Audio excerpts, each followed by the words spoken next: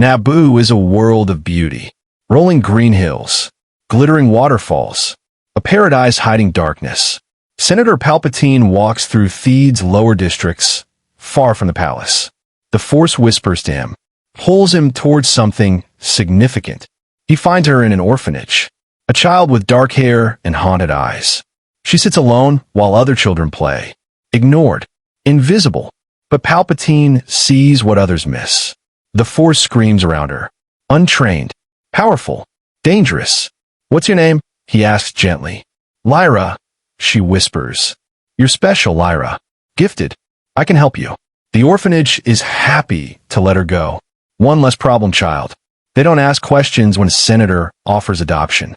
That night, in a hidden facility beneath Naboo, Palpatine reveals his true self. The mask falls. Something ancient emerges. "You will call me Master," he says.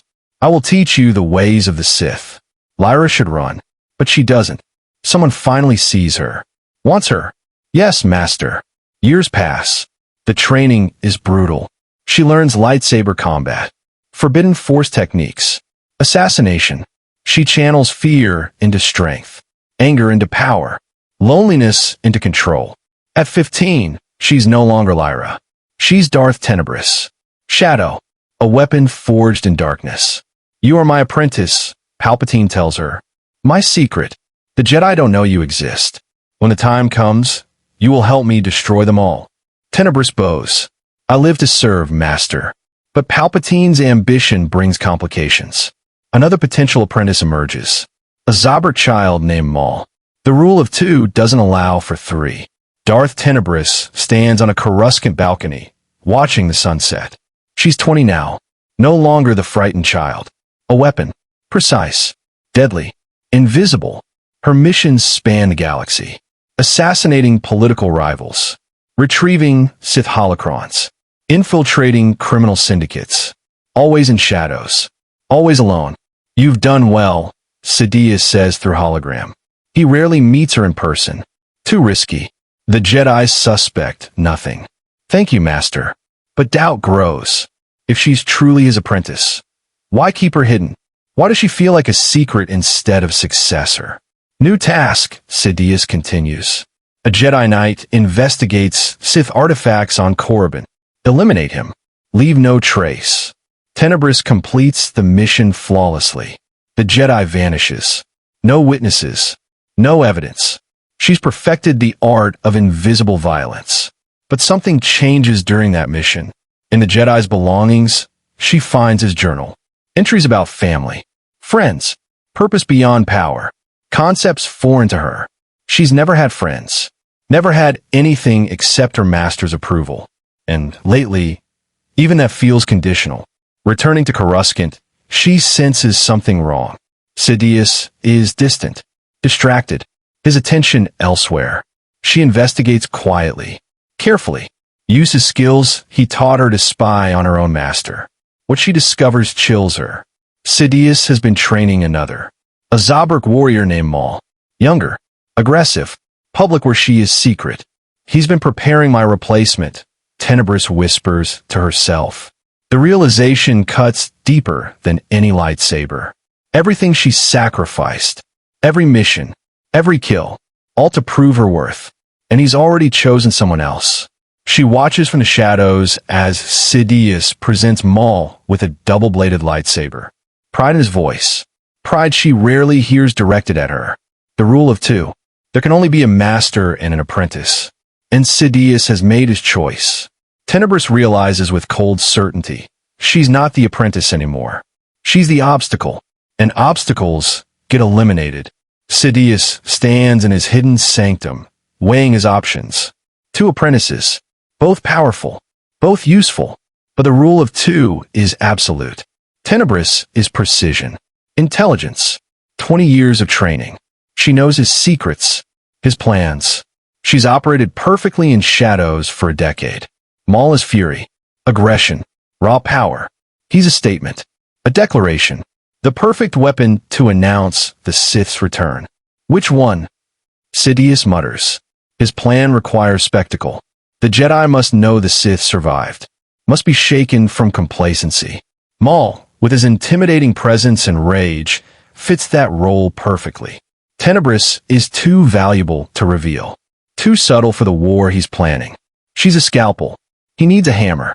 The decision crystallizes. Maul will be his public apprentice, the one the Jedi see. Fear, which means Tenebris must disappear. He summons her to Mustafar, a remote facility. Isolated, she arrives expecting another mission. Master, she kneels before him. You called? I have, Sidious says. His voice is cold, distant. You've served me well, Tenebris. Your loyalty has been appreciated. Has been. Her eyes narrow. She feels it. The betrayal. The dismissal. The Sith are returning to the light. The Jedi must know we survived. That requires a certain presentation. Maul will serve that purpose. And me? Her hand drifts to her lightsaber. You were always temporary, child. A stepping stone. Maul is the true apprentice. You. Sidious ignites his crimson blade, are a loose end. Tenebris moves. Instinct. Training. Survival. Her own blade ignites. Red against red. Master against apprentice. The duel is vicious. Sidious is stronger. More experienced. But Tenebris is desperate. Fighting for her life. She realizes too late, this isn't about strength. It's about sacrifice. Sidious lightning erupts. Overwhelming. Consuming. She screams as it tears through her. Her body collapses. Smoking. Broken. Goodbye, Tenebris, Sidious says. You served your purpose. He leaves her body on Mustafar. Forgotten. Discarded. But in the darkness, her fingers twitch. She's not dead. Not yet. Pain. Burning. Endless. Tenebris opens her eyes. Lava glows around her. Mustafar's volcanic landscape. She's alive. Barely. Sidious left her here. Assume she died. Maybe she should. Every nerve screams agony. Her body is ruined. Burned. Broken. But hatred is a powerful motivator. She crawls. Inches at a time. Toward the facility's emergency medical bay. Automated systems scan her. Begin treatment. Bacta. Cybernetics.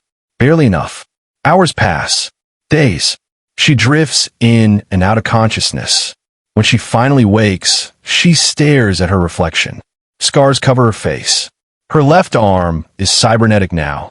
Her body is a patchwork of survival. He left me to die, she whispers. The words fuel rage. Pure. Focused. Everything I sacrificed. And he threw me away. From all. She accesses the facility's computers. Sidious assumes she's dead. Good. Let him think that. Let him feel safe. She learns everything she can about Maul. His training. His missions. His role in Sidious' plan. The Naboo blockade. The Trade Federation. The invasion. So that's the game, Tenebris mutters. Start a war. Reveal the Sith. Position yourself as the Republic's savior. It's brilliant. It's exactly what she would have done with him. Should have done with him. But she's not part of that plan anymore. Fine, she says, standing despite the pain. If I can't be the apprentice, I'll be the nightmare. She steals a ship, disappears into the galaxy. Sidious won't sense her. She's learned to hide her presence. Make herself invisible in the Force. She's not hunting him yet. Not ready. But she's hunting his plans. His allies. His schemes. And eventually, she'll expose him. Destroy everything he's built. Starting with the Jedi. They need to know the Chancellor they trust is a Sith Lord. But first she needs proof. Evidence. Leverage. And she knows exactly where to find it. The Clone Wars are coming. And Tenebris will be there. Watching. Waiting. Planning revenge. 3 years into the Clone Wars, Tenebris has become a ghost. No one knows she exists. Not Sidious. Not the Jedi. Not the Republic. She operates in the deepest shadows, sabotaging separatist operations that benefit Sidious too much. She's disrupted droid shipments. Assassinated key CS leaders who were supposed to survive. Alter battle outcomes. He thinks he controls everything, she mutters, watching a Republic victory she orchestrated. He's wrong. She's learned patience. Sidious taught her that. Ironic. Her investigations lead her to Coruscant, to the Senate, to the heart of Sidious power. She needs evidence. Proof that Palpatine and Sidious are the same. Proof the Jedi will believe. She infiltrates the Senate building. Years of training make it easy. She's invisible, a shadow among shadows. Finding Palpatine's hidden office takes weeks. But she's patient. Eventually, she discovers the secret chamber. Sith artifacts, holocrons, communications with Dooku. Got you. She breathes, downloading everything. But she needs more. The Jedi won't believe files alone. They'll think it's separatist propaganda. She needs a witness, someone they trust. Her research identifies the perfect candidate. Anakin Skywalker, the chosen one. Palpatine's favorite. The young Jedi the Chancellor has groomed for years. If I can turn Anakin against him, Tenebrous considers. If I can show him the truth. She begins surveillance. Watches Anakin. Studies him. She sees the fear, the attachment, the anger, everything Sidious exploits. She also sees potential. A good man fighting darkness. Someone who could be saved. Unlike her, he's planning something with Skywalker. Tenebrous realizes, seeing Palpatine's manipulations. Something big, turning him maybe, making him the new apprentice. Just like Maul replaced me. She won't let that happen. Won't let another tool be used and discarded. Time to make contact, she decides. But approaching a Jedi, revealing herself? It's dangerous. Risky. Then again, she's been dead for years. What will more risk? The hunt for Sidious enters its final phase. And this time, she won't be hunting alone. The battle of Coruscant rages overhead. Perfect chaos. Perfect cover. Tenebrous enters the Jedi Temple. No disguise. No deception. Just her evidence and desperate hope. Temple guards block her path. Lightsabers ignite. I need to speak to the Council, she says. About Chancellor Palpatine. Stand down, Sith, a guard commands. I'm not here to fight. She raises her hands. I have information about the Sith Lord controlling both sides of this war. They take her to the Council. Mace Windu, Yoda, Ki-Adi-Mundi, others. They stare with suspicion. You dare enter this temple? Mace growls. I dare because the Republic is dying. She throws down a datapad. Palpatine is Darth Sidious. I have proof. Silence. Then Yoda speaks. Strong in the dark side, you are. Why should believe you we do? Because I was his first apprentice. The words drop like bombs. Before Maul. Before Dooku. Before any of you knew the Sith survived. He trained me. Used me. Tried to kill me when I became inconvenient. She plays the recordings. Shows the artifacts. The financial trails. Everything. This could be fabricated. Mace says. Separatist propaganda. Then come with me. Tenebrous stands. I'll take you to his secret office. Show you the Sith artifacts he keeps. Let you see with your own eyes.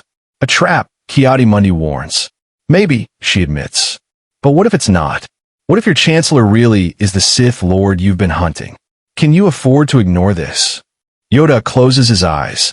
Reaches through the Force. Feels something. Doubt. Darkness. Truth buried in deception. Go with her. You will, Master Windu, Yoda decides. But cautious be. If truth she speaks, change everything it will. Mace nods grimly. Show me this office. And if you're lying, if I'm lying, you can kill me yourself. Tenebrous' smile is bitter.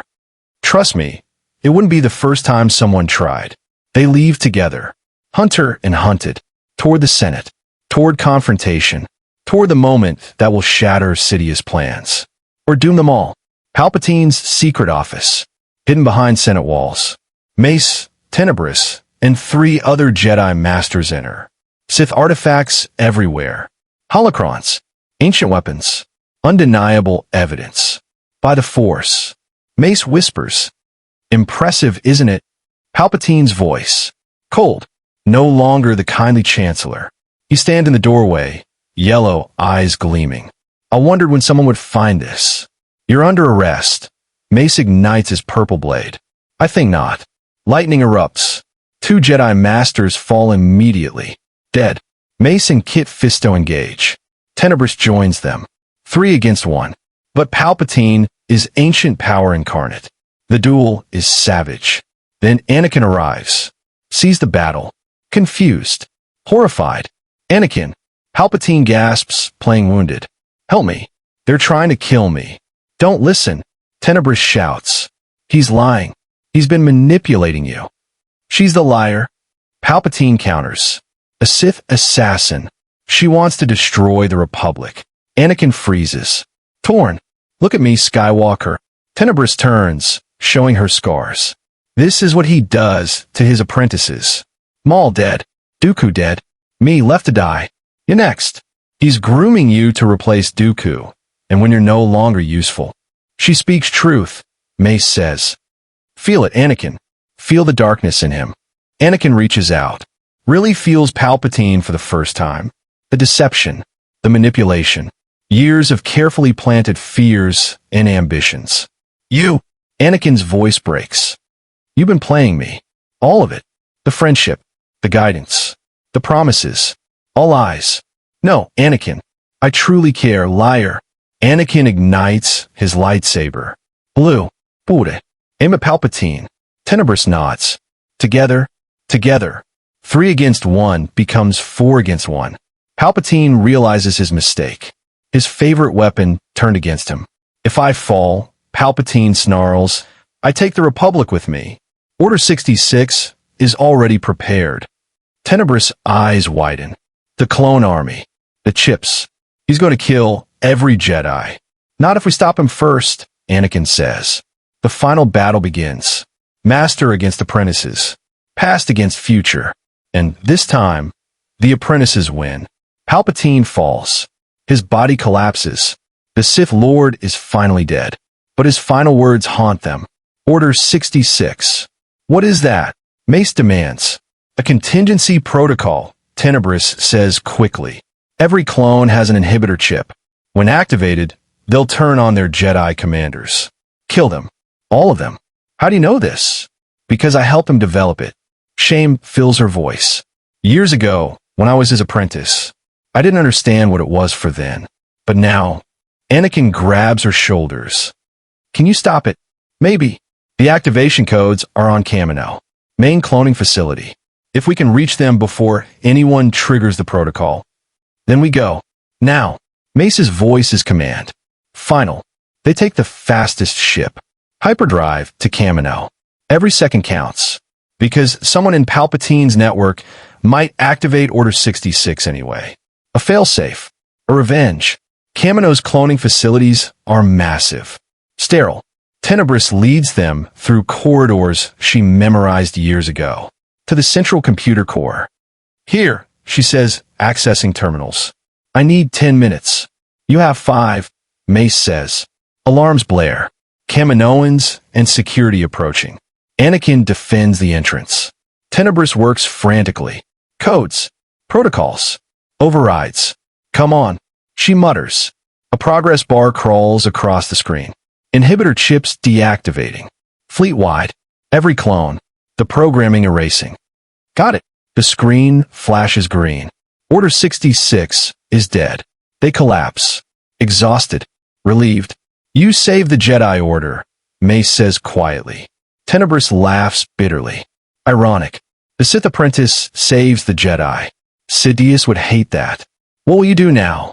Anakin asks.